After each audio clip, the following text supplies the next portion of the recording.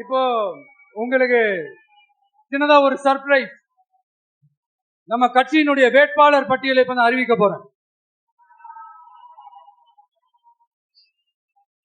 மதுரை கிழக்கு வேட்பாளர் விஜய். இன்னும் முடிக்கல. ஒரு நிமிஷம், இன்னும் முடிக்கல. மதுரை மேற்கு வேட்பாளர் விஜய்.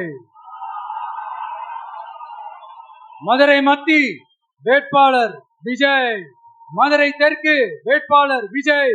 மதுரை வடக்கு வேட்பாளர் விஜய்.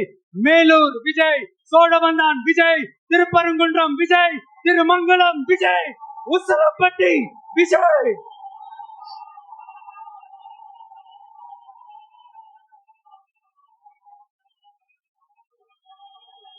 என்னடா எல்லா தொகுதியிலையும் ஒரே வேட்பாளர்னு பாக்குறீங்களா?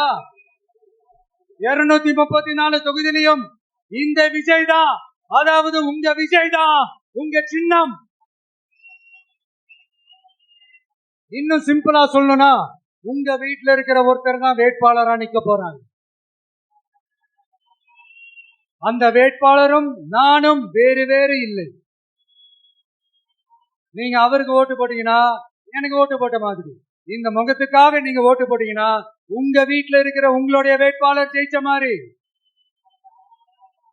என்னடா இவர் ஏதோ ஓவரா சொல்றாருன்னு நினைக்க வேணாம். பிராக்டிக்கலா அப்படிதான் இருக்கும், அப்படிதான் இருக்கணும். நீங்களும் அப்படிதான் நினைப்பீங்கன்னு நான் நம்புறேன். ஏன்னா இது நம்மளை விட நம்ம எதிரிங்களுக்கு இன்னும் நல்லாவே தெரியும். அதனால எல்லாம் இந்த அதிகார பலம் எல்லாத்தையும் தூக்கிட்டு வந்துருவாங்க.